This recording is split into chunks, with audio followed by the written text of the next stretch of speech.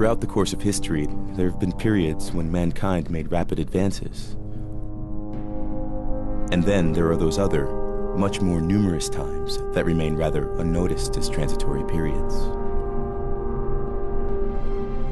Now, at the dawn of the third millennium, how will this age be judged by posterity? And more importantly, what form will that posterity take? And what kind of judgment will it be capable of? For soon, much sooner than we anticipate, mankind as we currently know it might radically change. Burn, baby, burn! Something new is emerging. While people have talked about global peace, the end of history, and the disappearance of ideologies, an army of scientists around the world has continued working in their laboratories. The impact of this work is now slowly surfacing. Technology is about to take over the torch of history and will guide us to a new era. The disparate activities of scientists in the fields of genetics, robotics, artificial intelligence, bionics, and nanotechnology seem to be converging towards one goal: to transcend human limits. It will lead us inexorably towards a transhuman age, an age when more evolved species will leave mankind behind as a fossil in history.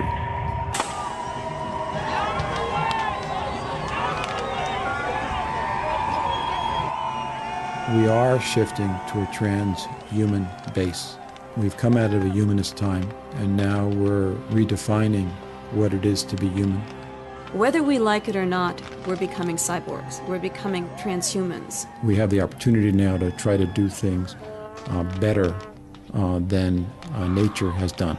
Why not have a stronger arm than we have? Why not be able to run faster? Why not be able to have tougher skins? If you're going to replace your eye for vision, why limit it to visual? Why not give it the kind of vision a bat has? Give it ultrasound. Could you imagine a Versace body design? Can you imagine a Terry Mugler body design? These individuals, the late Versace was an incredible designer. What if he was a transhuman? What if he was an artist who really wanted to combine art and science? I bet his designs for a future body would be astounding. We really, really do want to violate human limits now, and we're getting closer and closer to the ability to do it. It's what we want. And here we are in the brain research laboratory. Yeah, here's the brain when it was stored. Dr. Robert White is a neurosurgeon at the Cleveland Medical Hospital in Ohio. Now here are some pictures. In 1963, he performed the first experiment to keep a brain alive outside the body. This is the human skull here. That's not real. This is a gorilla. See here, when you take the brain out and isolate it, you can take all that if you want, and you keep it alive and live forever. See, this is a human brain actually, and it is fixed, so no one needs to worry about it being alive. There have been many attempts throughout the world, particularly in the old Soviet Union, to take the brain out of an animal, they like the dog, for example, and keep it alive with machinery. Now you can do that with the heart, the kidney, the liver, the lung, all the other body organs, solid organs. But nobody had ever been able to do it with the brain. And part of the reason is we must remember the brain is very delicate when it comes to its blood supply. And so when we finally did it and found that this brain of a highly developed animal had brain waves, had biochemistry, was functioning just as it would. Now we couldn't talk to it, we could send it electrical signals, we could show that it could actually hear and so forth, but we didn't know whether it was processing the information. But the point of it all is that that moment in time also said to us, if you can do it for the animal brain, you could do it for the human brain. This incredibly brilliant scientist, Stephen Hawking, who's an astrophysicist actually, he is now in a wheelchair and literally speaks via a computer. And some people, perhaps unkindly, have described this wonderful man as sort of a head on a computer, basically. But he would be somebody who potentially could survive his diseased body through a total body transplant. To prove that the brain was in fact functioning normally while in this state, Dr. White needed to undertake a second experiment, during which he succeeded in transplanting the head of a monkey onto the body of another. The creature survived for 7 days before the body rejected the head. In the monkey experiments, these animals are as much a monkey as they were when they were in their own original body.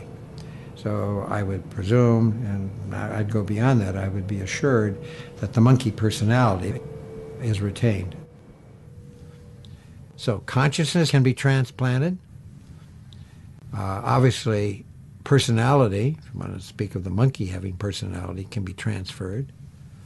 And so you might ask, where did this bring us as far as the human spirit or soul goes? And I guess you could argue it can be transplanted.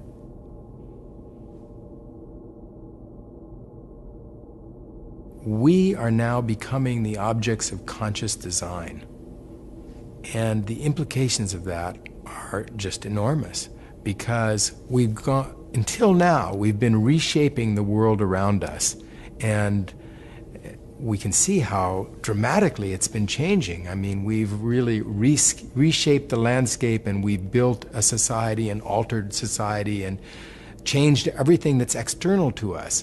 But somehow we imagined that we were going to remain the same, that we ourselves were not going to be caught up in this process. And that's not, in fact, true. We are going to remake ourselves. And it's very difficult to deal with, because it will rip free all of the anchors that have until now told us who we are as human beings.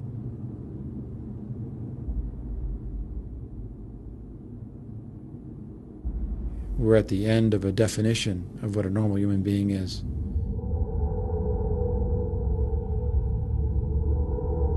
Every living thing is defined by its DNA code.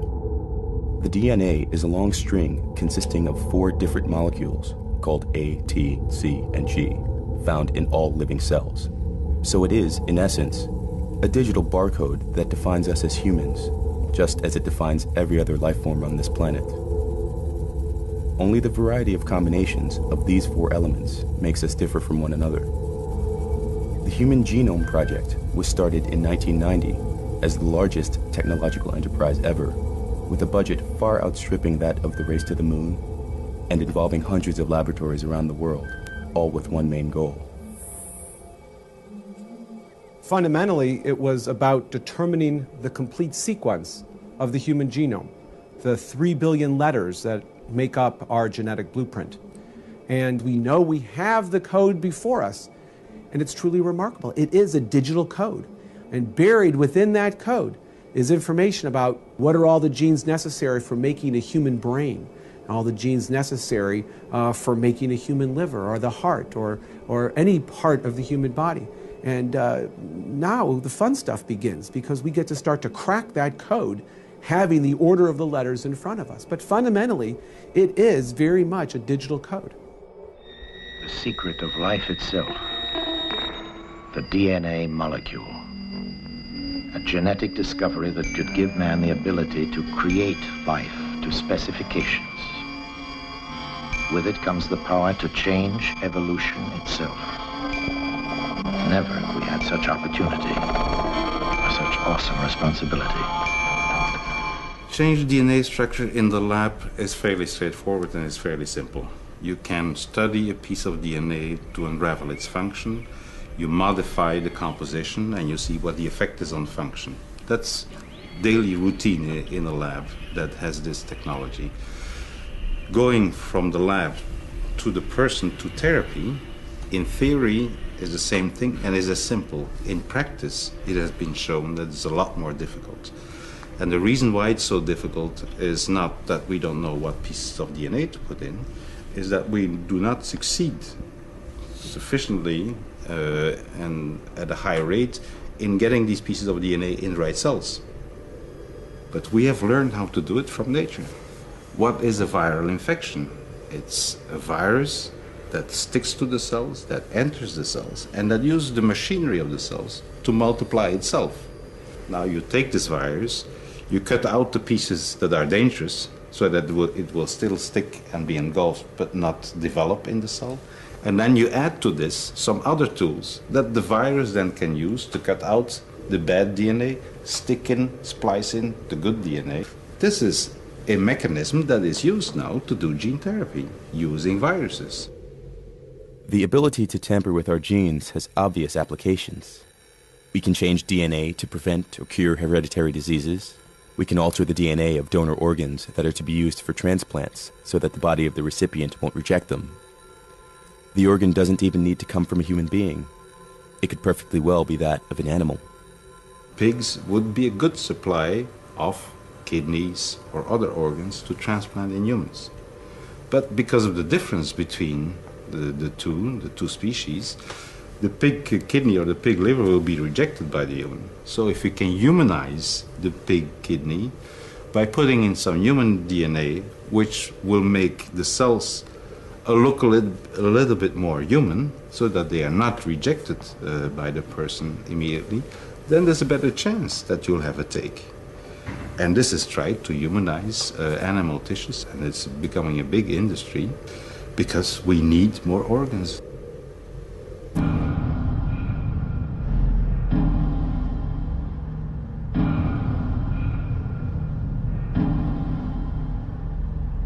I think increasingly we're going to start realizing that this body is not sacred. The way we are is not some kind of God-given plan. It's really a pure random accident. We take two sets of genes and we shuffle them and something comes out. Sometimes it's a wonderful product, sometimes it has a hole in the heart, sometimes it has psychosis or tendencies towards extreme anger, has addictive problems, can't concentrate, all kinds of defects. To say, oh, that's normal, that's sacred, that's good, to me is rather absurd. It's random. There's not a plan there that we're thwarting. So genetic engineering seems to me one of the most moral things we can do. A single species is defined by the isolation of our genetics, reproductive isolation. But when you begin to take genes from different species to mix together all of the genetics that is available among all animals, and also to design new alterations to the genetics, well, reproductive isolation really doesn't have much meaning anymore. And so you can imagine all sorts of forms and that will evolve in the future. In the future, we will be able to sculpt our bodies like living sculpture. Our bodies could be beautiful electronic designs that shimmer prismatically in the light, in the morning light. It could change forms. It could become a piece of marble on one hand and then totally mutate into some fluid type of luminescent, snake-like quality. After all, the body is an extension of fashion. You can rearrange the human body and try to make humans fly, even though humans are very heavy. And some mammals fly, like bats fly, but they're much lighter. But it's an intriguing question because it brings up the issue of not just trying to take an injured human and returning them to normal, but taking a human and making them superhuman, making them go beyond. Our future is not to try and hold back genetic engineering, but to try and use it in a way that best serves us. If our children can be more intelligent and healthier and live longer lives through altering our genetics, why would we not want to do it?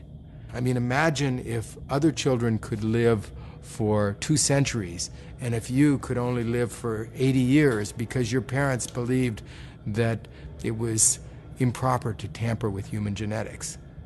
You would not be pleased with that decision.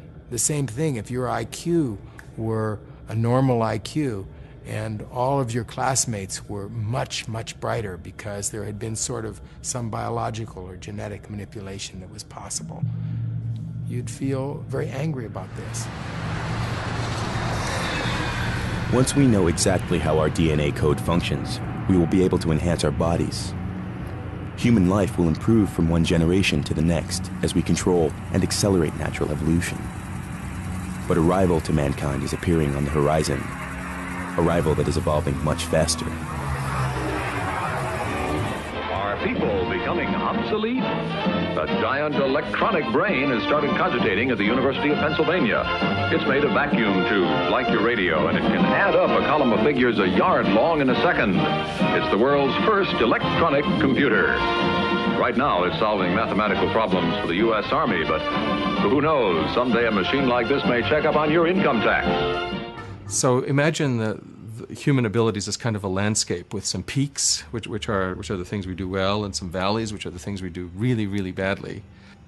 There are things that we do extremely well, which are things that were important in our survival for most of our evolutionary history, things like moving around and socially interacting and perceiving the world. And there are things that we have only recently learned how to do, things like general reasoning. An extreme example is arithmetic, where we are very, very, very inefficient. Computers are different. They are universal machines. With an efficient program, they can do almost any one of these tasks equally well in some abstract informational sense.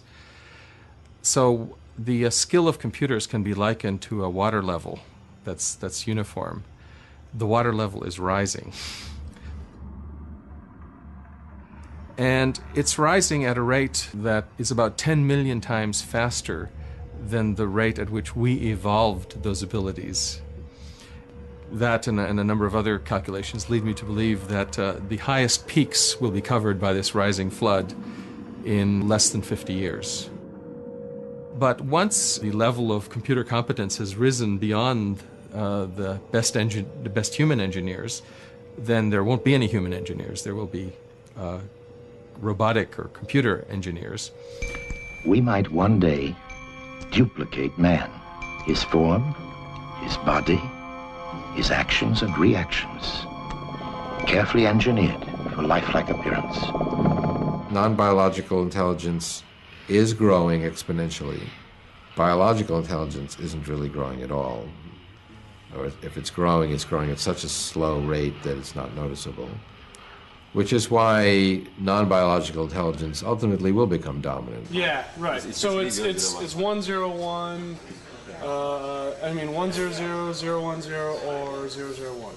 Yeah, that's all. Will computers ever become conscious beings? Computers calculate using zeros and ones. Therefore, many people, among them some scientists, believe that they will never become more than sophisticated calculation machines. The great scientist, Professor Frankenstein, when his monster moved for the first time, without knowing it, he spoke of the absolute distinction between the artificial brain and the human brain when he said, "It's alive." It's alive! It's alive! It's alive! It's alive! So in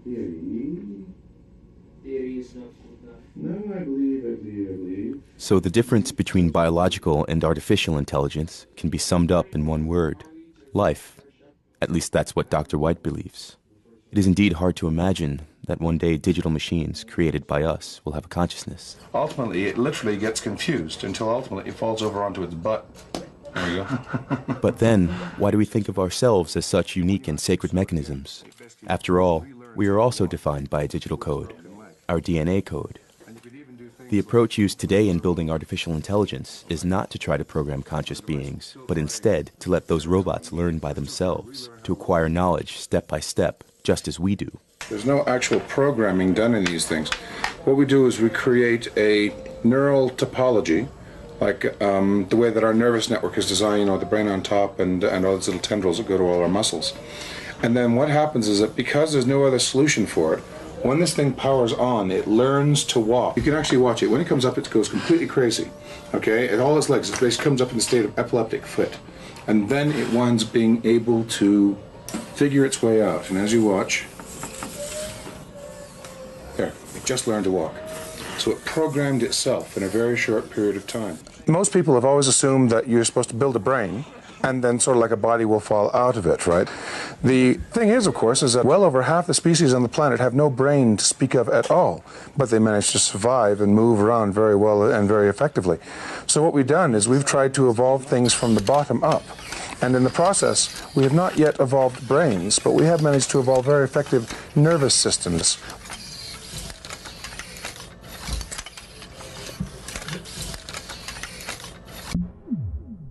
Self-organizing systems such as neural networks can yield remarkable results. Carl Sims made a software program of small cubic creatures that were able to evolve. Those that moved the fastest got the right to procreate.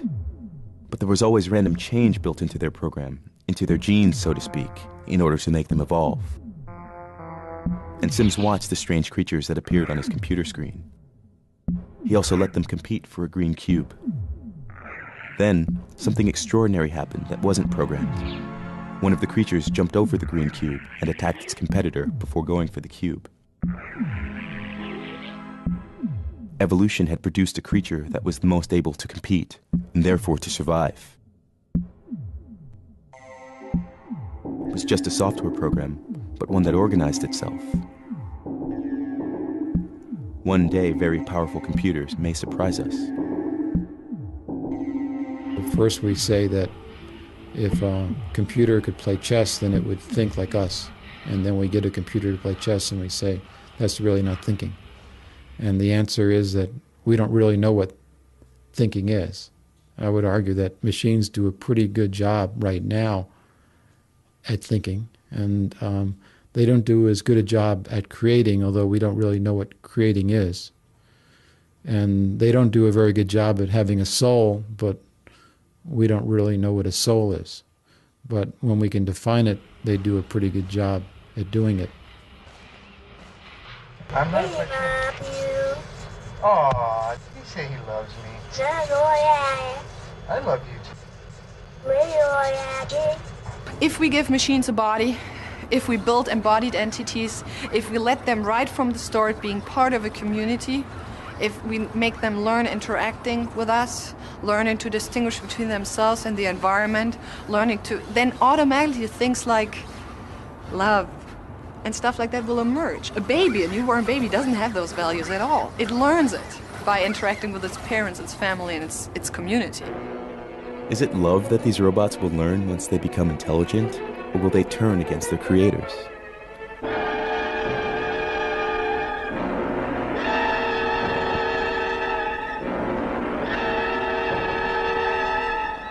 And historically, humans don't do well living side by side with other things that are human-like. One or the other survives and the other goes away. We don't do well in cooperation.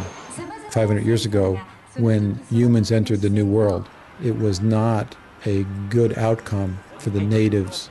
And I don't expect as we enter this newer world, this brave new world, that it will be pleasant for the losers.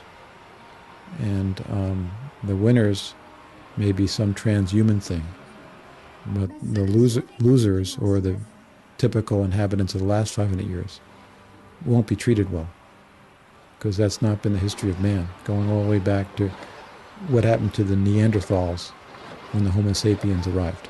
They didn't live in cooperation, even though they're very similar.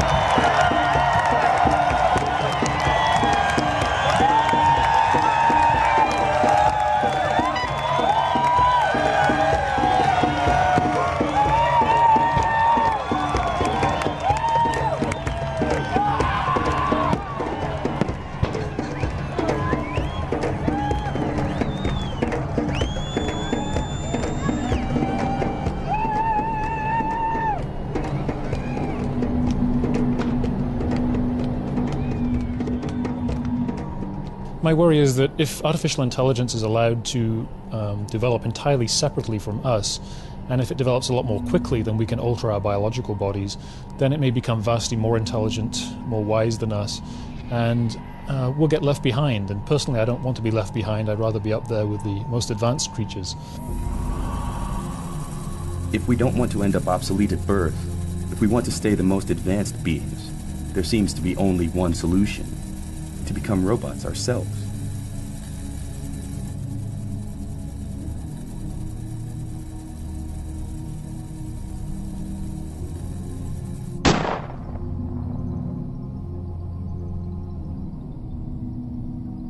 Whether we like it or not, we're becoming cyborgs. We're becoming transhumans. Transhuman is an evolution from human to post-human, where we're no longer exclusively biological. So the cyborg is having all sorts of add-ons. Are we walking?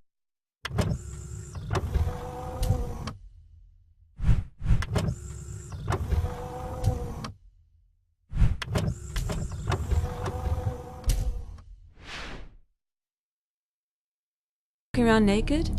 No, we have clothes. We have eyeglasses. We have earplugs. Now these are very, very basic, early add-ons to our biology. We're also having much more innumerable add-ons, prosthetic parts, inorganic hearts. We will see much more advanced prosthetics in the years to come. Eventually we'll have entirely prosthetic bodies. Human as a design is a wonderful design, but humans as a design have some faults. One fault is we were not designed for the modern age. The industrial age has equipment moving faster than we are, and equipment that's very large that crushes us. So we were designed with an endoskeleton, meaning our bones are on the inside, with our soft tissue on the outside. The world would be better for us now if we had our bones on the outside, like an exoskeleton. So we were like a beetle. Post-human, I think, will be post-biological. By that I mean that it'll be a gradual process. There won't be any sudden transition to a different form. I think we'll gradually integrate more and more technology into our bodies. We'll be replacing our organs with more efficient organs. We'll gradually replace this neural tissue because it dies off after a while. It's easily subjected to chemical damage. So eventually I think we'll replace our brain cells with essentially computerized parts. It'll be much more efficient, much more powerful. To become cyborgs able to compete with the rapid evolution of computers, we first have to understand how our own brains function. The research in this area has boomed in recent years. One of the factors behind this is the development in scanning techniques. They are now at the level that enables us to observe individual nerve cells at work in living animals. So is this dying out here? Or I mean, is that it's in the process of growing in. The technique is based on fluorescent jellyfish. Dr. Lichtman isolated the gene responsible for the fluorescence. He implanted it in mice and continued his experiments until he had a mouse of which only the brain cells were fluorescent. They're genetically engineered so that these are now heritable strains of mice. We have a yellow mouse strain, we have a blue mouse strain, we have a mouse strain where only a few cells are labeled, and we're now generating mice that have multiple colors in them. We call them rainbow mice. With this technique, we can see individual nerve cells make connections with each other and emit signals. It's really quite jaw-dropping. It's beautiful when you look inside and see these nerve cells that have always been there, but never easy to see before in living animals. This technique is used now by many laboratories, helping in their efforts to understand how the brain functions. Other scientists use a completely different approach. They take the brain cells apart and let them grow in a small dish on top of a computer chip.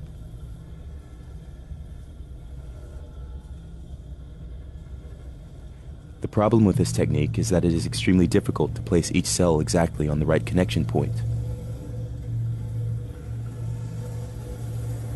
A team of researchers at IMEC has recently found the trick. They printed a pattern on the chip with a product that the brain cells love to eat. While consuming the product, the cells get stuck to the right spot and their tentacles are guided by the pattern. This way, the whole network of brain cells can be entirely controlled.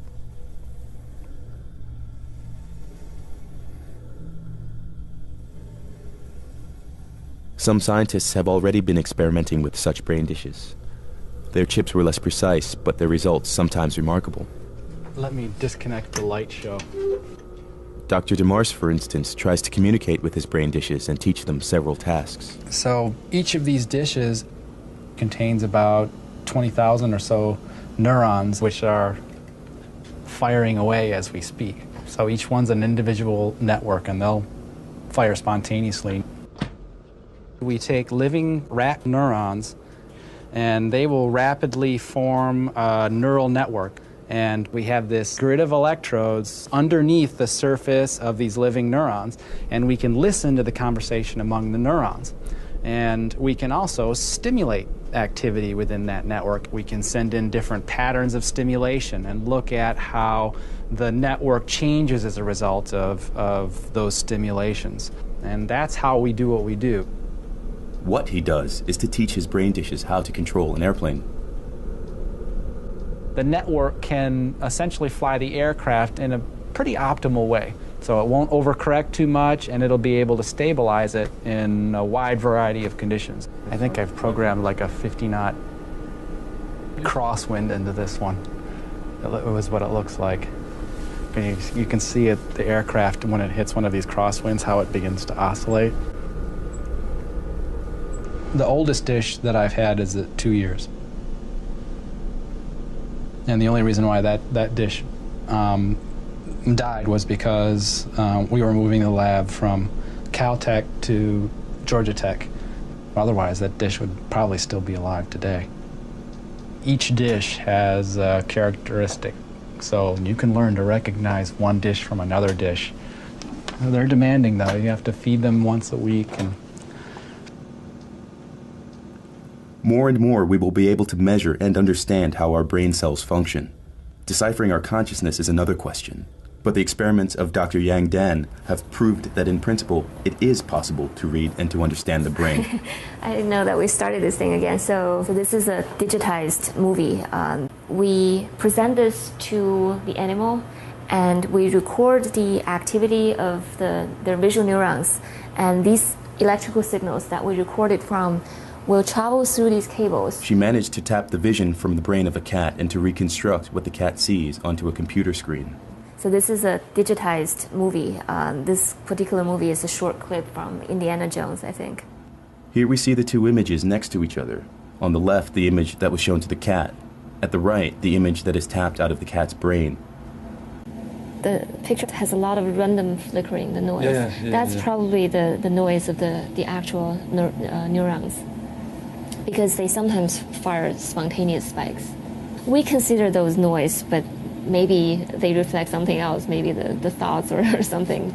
But we can't distinguish that. So when we use all of those, thinking that they represent visual information, this is the reconstruction that we come up with. It is the first time an image was tapped from a brain. It proves that we can read and understand the grammar of it. The face is recognizable, but I still can't avoid the impression that the face has something cat-like.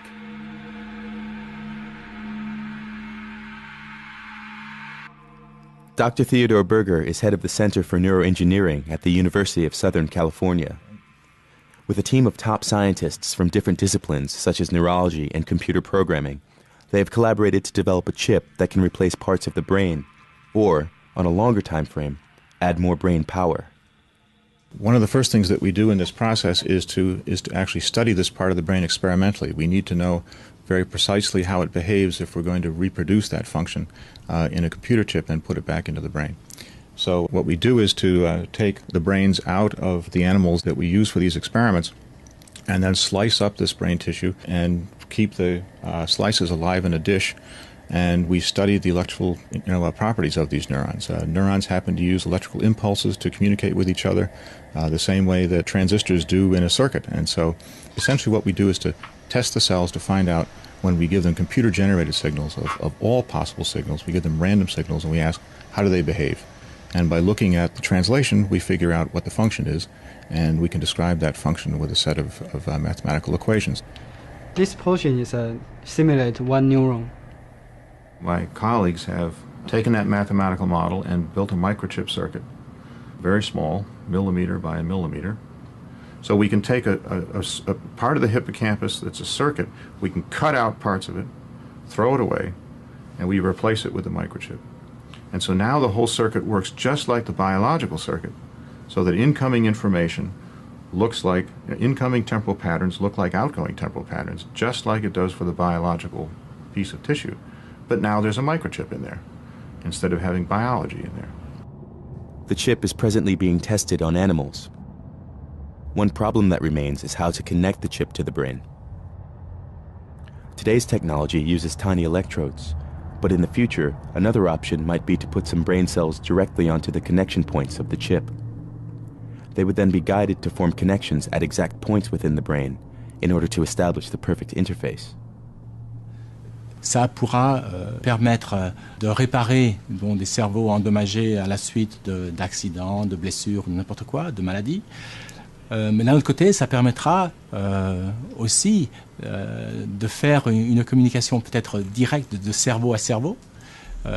Des choses qui sont effectivement pour l'instant limitées, la communication intra-humaine étant limitée avec la parole, alors que là, l'idée qu'on peut directement peut-être communiquer des expériences globales de cerveau à cerveau, c'est quand même quelque chose de fabuleux qu'on peut rêver. Et puis bon, il y a des tas d'autres applications peut-être plus pratiques à court terme. One such concrete application has already been realized. The chip is used to recognize sounds, since it can literally do that with the same accuracy as we do.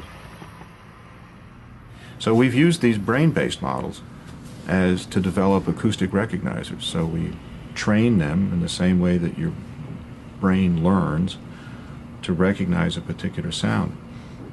And one of the first sounds that we've developed is one for gunshot recognition. It's a model of how hippocampal neurons communicate with one another. That's all it is, biology. You got one over there across the park, then they have another one they used to have right there. Then they just put up another one over here 2 days ago. These high-tech cameras, they are called Crime Stoppers. If a gunshot goes off to my left or to my right, the camera automatically traces down the sound of the gunfire and zooms in and takes pictures. You cannot buy a system today that can recognize speech signals or any other signal in noisy environments. They don't work. But your brain works that way, and because our model is based on the brain, our models work in noisy environments. And the thing is, there are no cameras installed in the white neighborhood, but we have 5, 6 cameras in the black neighborhood. So the black neighborhood is being watched.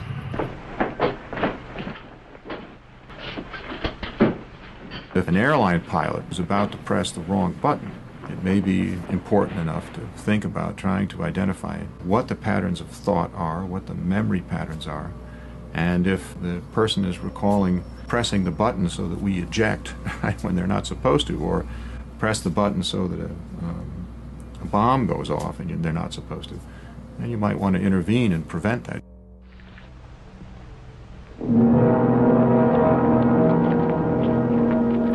I'm part of another project that is funded by DARPA that's trying to understand exactly that. I mean, how is information represented in the brain? And science is supposed to have all the answers. But this has got to work. It's not going to fail, not after we've come this far. We have here, for all practical purposes, a normal human being, except for his electronic sensory control system, of course. On devrait, avec des localisations donc de ces circuits électroniques dans différents endroits du cerveau, de pouvoir lire le contenu du cerveau et le mettre sur un disque dur, le transmettre directement sur à une autre personne, etc., etc. Part of our problem is in getting enough sensors into the brain without destroying it, getting enough sensors in there so that we can extract enough information to infer what the total pattern of activity is. And if we can do that, then we have to develop a mathematical model of how information along all those pathways develops and is processed. And so for the next, few years, that's going to be the task. Now, if we can do that, then we'll get to the finish line. We will get to the finish line.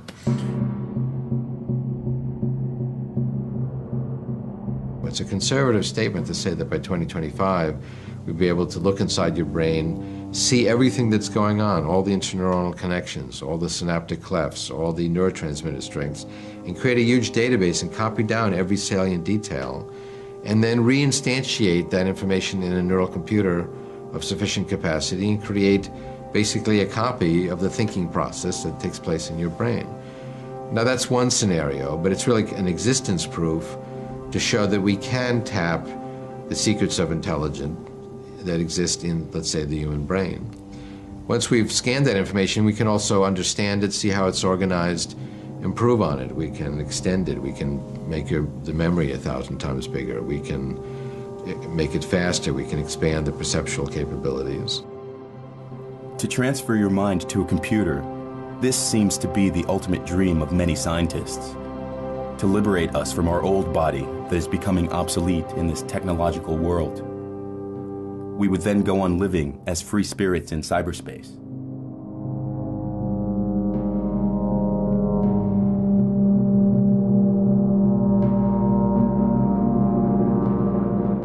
I'm not interested in a future where there are post-human beings if I'm not one of them.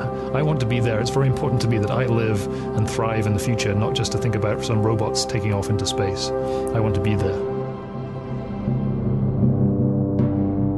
So in a way, mind uploading is a shortcut around artificial intelligence that will allow us to have machines with human minds.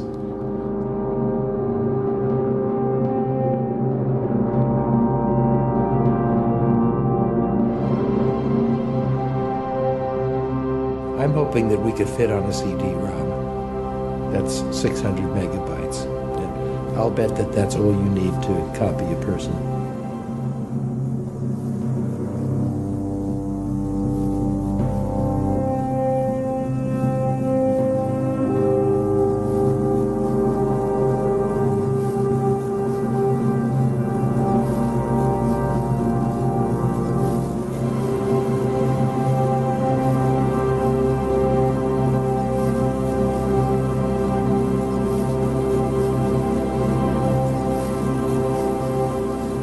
So it's a difficult time to predict what these new humans will be like. I think it's important to include the third component, which is the virtual, along with the artificial and along with the flesh. But how that mixture goes together in a cooperative versus a competitive way is hard to predict. It's very interesting. It's a great time to live in. But I'm anxious to wait 50 years to see what the answer is.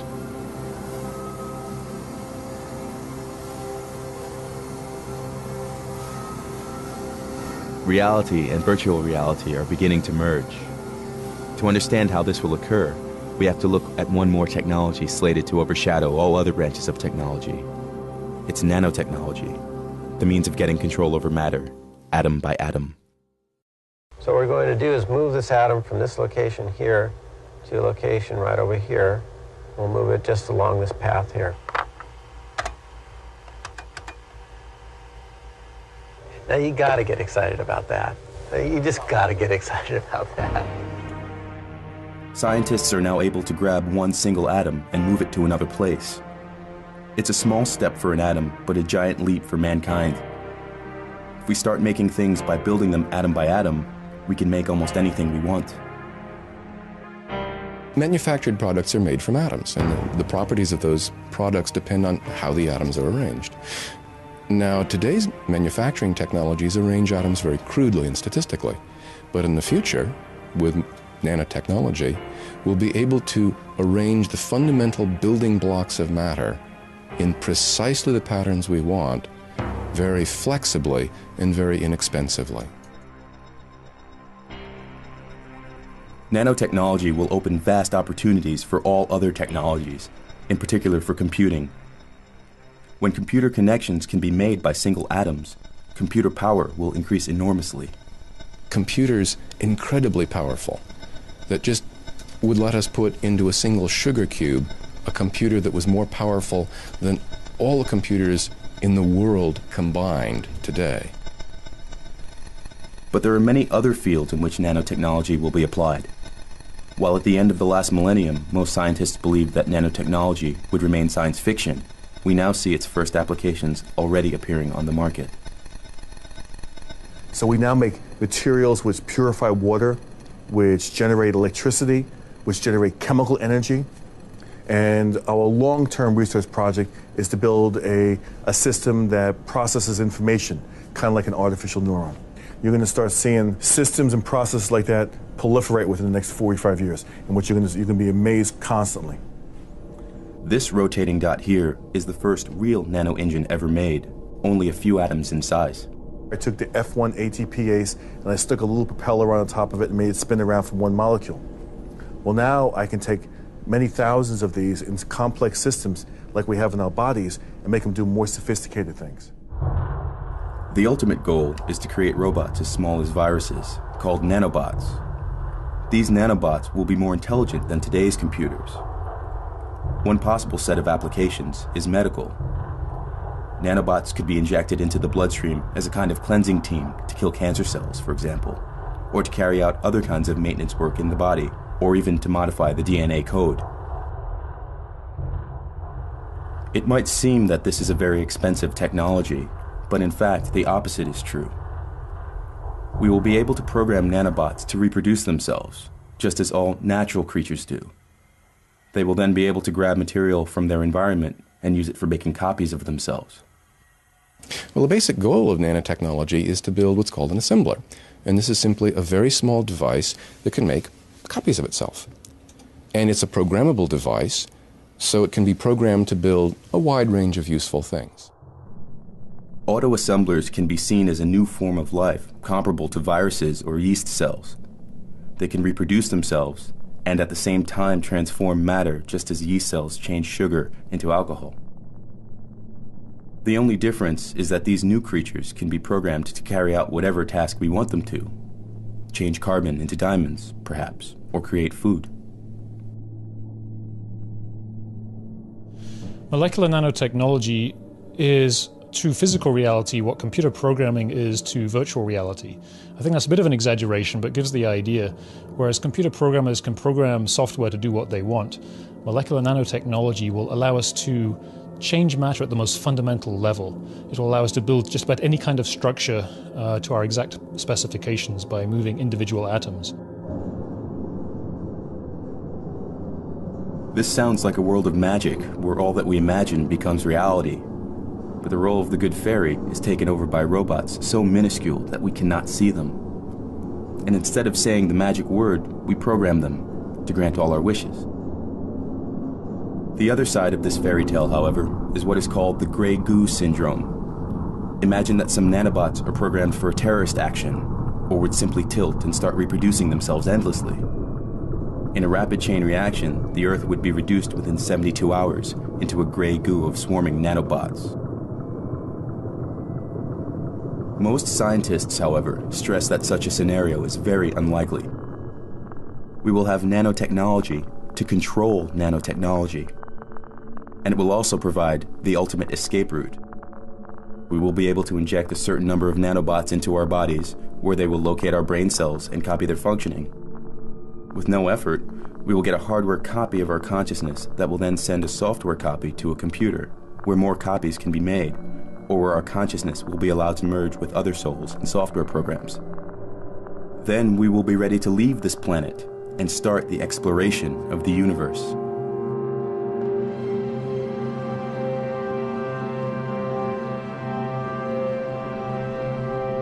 What is our place in this magical world where everything can be transformed?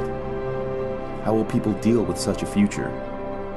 Or is it something that by definition goes beyond our human capacities to understand? Something that only transhumans will be able to grasp? Will we stay as we are and watch with wonder from the sidelines? Or will we upload ourselves and participate in the world as super beings?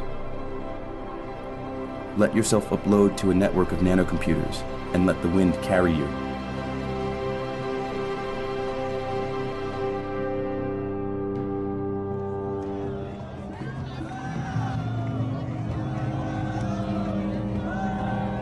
it's important to recognize that the post-human epoch is coming.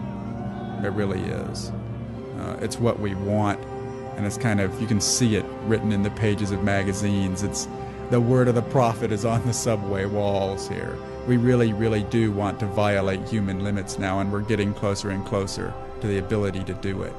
But it's also important to realize that this is not the end of history. It doesn't solve any of our other problems. It just creates new problems that are going to intensify. And there's going to be more than one kind of post-humanity.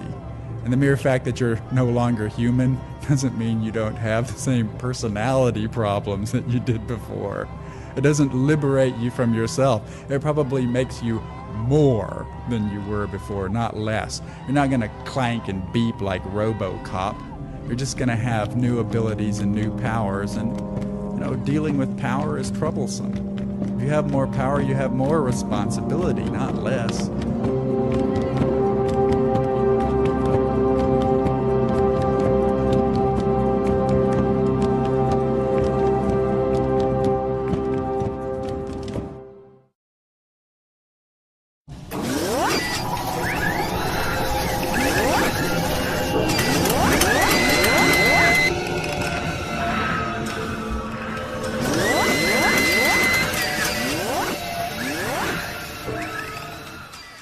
To worry about it being alive. There have been many attempts throughout the world, particularly in the old Soviet Union, to take the brain out of an animal, they like the dog, for example, and keep it alive with machinery. Now, you can do that with the heart, the kidney, the liver, the lung, all the other body organs, solid organs. But nobody had ever been able to do it with the brain. And part of the reason is we must remember the brain is very delicate when it comes to its blood supply. And so when we finally did it and found that this brain of a highly developed animal had brain waves, had biochemistry, was functioning just as it would. Now, we couldn't talk to it, we could send it electrical signals, we could show that it could actually hear and so forth, but we didn't know whether it was processing the information.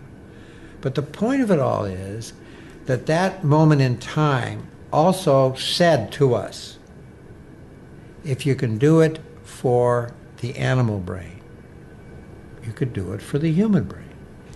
This incredibly brilliant scientist, Stephen Hawking, who's an astrophysicist actually, he is now in a wheelchair and literally speaks via a computer. And some people, perhaps unkindly, have described this wonderful man as sort of a head on a computer, basically. But he would be somebody who potentially could survive his diseased body through a total body transplant. To prove that the brain was in fact functioning normally while in this state, Dr. White needed to undertake a second experiment, during which he succeeded in transplanting the head of a monkey onto the body of another. The creature survived for 7 days before the body rejected the head. In the monkey experiments, these animals are as much a monkey as they were when they were in their own original body. So I would presume, and I'd go beyond that, I would be assured that the monkey personality is retained. So consciousness can be transplanted. Obviously, personality, if you want to speak of the monkey having personality, can be transferred. And so you might ask, where did this bring us as far as the human spirit or soul goes? And I guess you could argue it can be transplanted.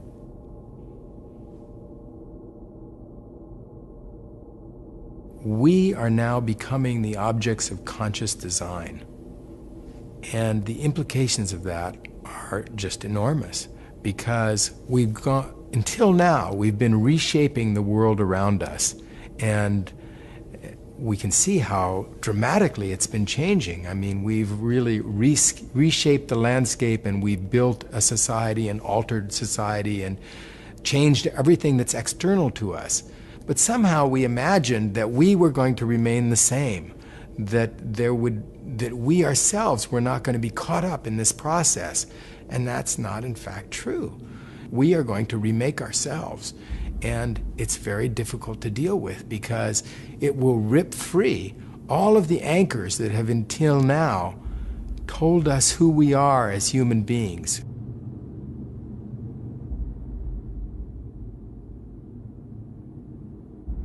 We're at the end of a definition of what a normal human being is.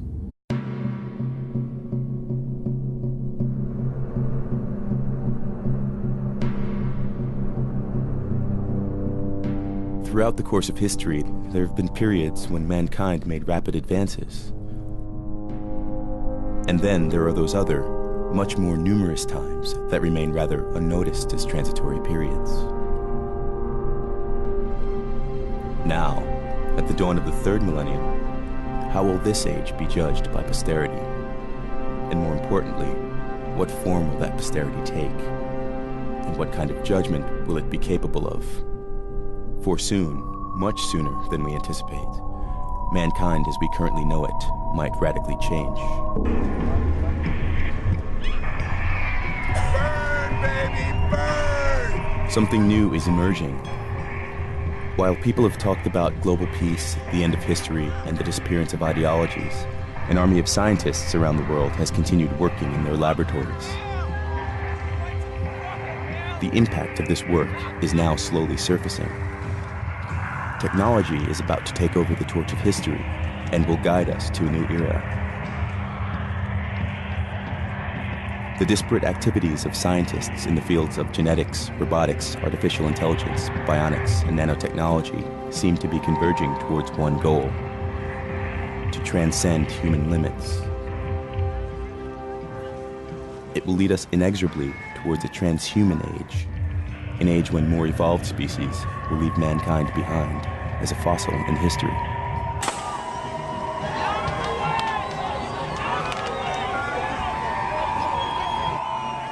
We are shifting to a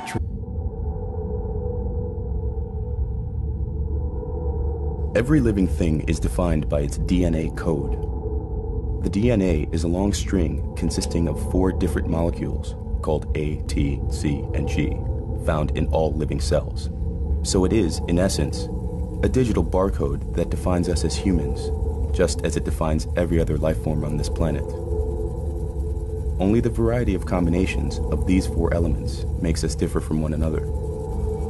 The Human Genome Project was started in 1990 as the largest technological enterprise ever, with a budget far outstripping that of the race to the moon and involving hundreds of laboratories around the world, all with one main goal. Fundamentally, it was about determining the complete sequence of the human genome, the 3 billion letters that make up our genetic blueprint.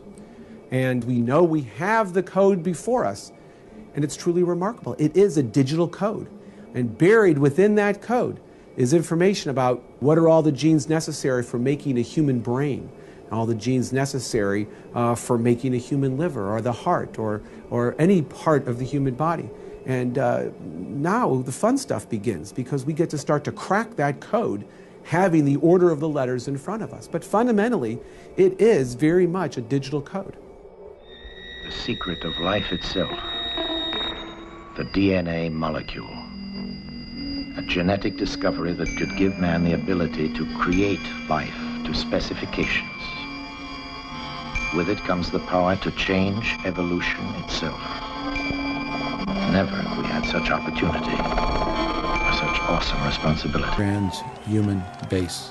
We've come out of a humanist time, and now we're redefining what it is to be human. Whether we like it or not, we're becoming cyborgs. We're becoming transhumans. We have the opportunity now to try to do things better than nature has done. Why not have a stronger arm than we have? Why not be able to run faster? Why not be able to have tougher skins? If you're going to replace your eye for vision, why limit it to visual? Why not give it the kind of vision a bat has? Give it ultrasound. Could you imagine a Versace body design? Can you imagine a Terry Mugler body design? These individuals, the late Versace was an incredible designer. What if he was a transhuman? What if he was an artist who really wanted to combine art and science? I bet his designs for a future body would be astounding. We really, really do want to violate human limits now, and we're getting closer and closer to the ability to do it. It's what we want. And here we are in the Brain Research Laboratory. Yeah, here's the brain when it was stored. Dr. Robert White is a neurosurgeon at the Cleveland Medical Hospital in Ohio. Now, here are some pictures. In 1963, he performed the first experiment to keep a brain alive outside the body. This is a human skull here. That's not real. This is a gorilla. See here, when you take the brain out and isolate it, you can take all that if you want, and you keep it alive and live forever. See, this is a human brain actually, and it is fixed, so no one needs